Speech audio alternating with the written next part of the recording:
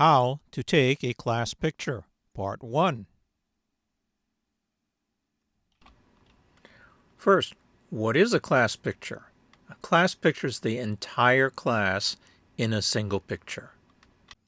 The difficulty is size, the class. The larger the class, the more difficult it will be to take a class picture. A large class will take up more physical space than a smaller class.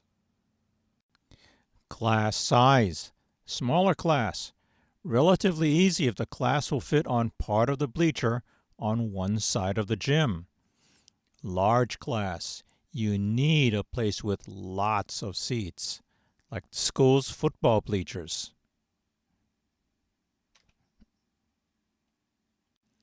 Example. This picture of the Hillsdale High School senior class fitting on the bleachers on one side of the gym. How to determine seat count and space. Go to the bleachers. Count the number of seat positions on a bleacher row in one section of the bleachers.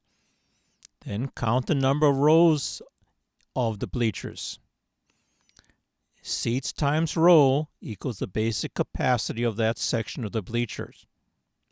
For example, 20 seats in a row times 10 rows is equal to 200 seats in a section. 200 seats in a section times 2 sections equals 400 seats. Note, you can always crowd together to get more students in a row. Caution, width will be your enemy. More later. The next difficulty is in the photo layout. How big will the photo be in the yearbook? 1 page wide, a 2-page wide spread, or a 4-page wide tip-out? The size of the picture in the yearbook will determine the need for a high-resolution camera or a stitched picture. This is a comparison of a 2-page spread or a 4-page tip-out. At the top, a 2-page spread from the Hillsdale High School. At the bottom, a 4-page tip-out from Carmont High School. You can see the difference in the size of the individual students in the picture. The layout. Picture width determines the height. Top picture is 1 page wide. Notice how short it is. Second picture, it's 2 pages wide. Bottom picture, 4 pages wide. So as you see, as you get smaller and you try to squeeze that big picture in, the image gets smaller. The vertical height gets smaller. This is a 2-page versus 4-page comparison. Picture top left, Hillsdale High School, 2-page senior spread. Bottom picture, Carmont High School, 4-page tip-out. Top right, what we did here was we took that 4-page tip-out, reduced the width down to 2 pages, and I want you to take a look at it. The height of that reduced tip-out is now about half a page. So you will end up with the bottom half of the page being empty, or you have to fill it with something else. In the case of Hillsdale, they put their school logo there in the gym. But if you drop down to, for instance, a 2-page spread, you need to think about what you're going to put at the bottom half of the page. Locations, or where do you take the pictures? In the gym, as in this picture from the Hillsdale High School yearbook. Shooting in the gym. You shoot from the opposite bleacher all the way up at the top of the bleacher. Logo.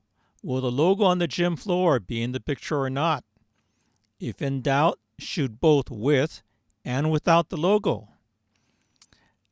The logo needs to be right side up. You do not want to have an upside down logo in the picture. Problem: if the gym does not have shutters or windows to let in sunlight, you may need additional lighting. That will be difficult. Shooting on the football bleachers. Space. You have much more horizontal space to spread out as you need to a limit.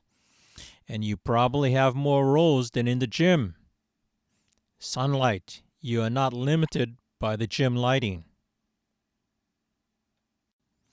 On the bleachers. We have a problem. Top picture. That is the entire 550 student class. Look at that picture. It is wide.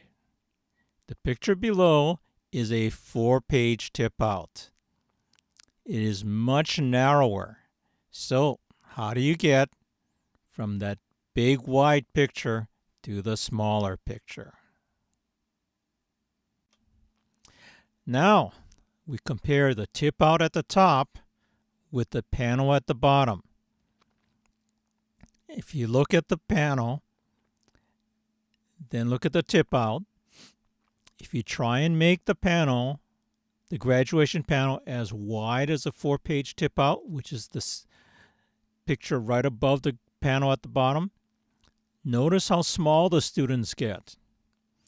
If you try to make that graduation panel 2 pages wide, look how even smaller the people get. That is an issue with trying to make a wide picture narrower. So, how was the tip out done compared to the graduation panel, since the graduation panel is so wide? The seniors are shoulder to shoulder.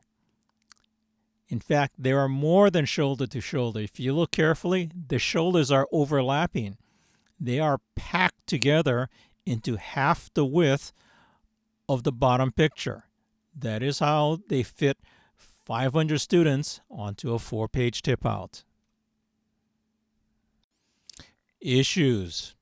The wider the group, the more difficult to make it work in a layout, and the more difficult to take a picture. For the picture, your options are a high-resolution camera, about 40 or more megapixel resolution, or a stitched picture. Next, a stitched panorama shot. Using the senior panel as a guide, here we are going to make a freshman class panel. We have 2 pictures, top and bottom. The top picture is designed for a 2-page spread. That gap in the middle is where the gutter will be. The bottom picture, without that gap, is meant for a single page. The end. Go to part 2 for the stitched panorama class picture. And please like and subscribe.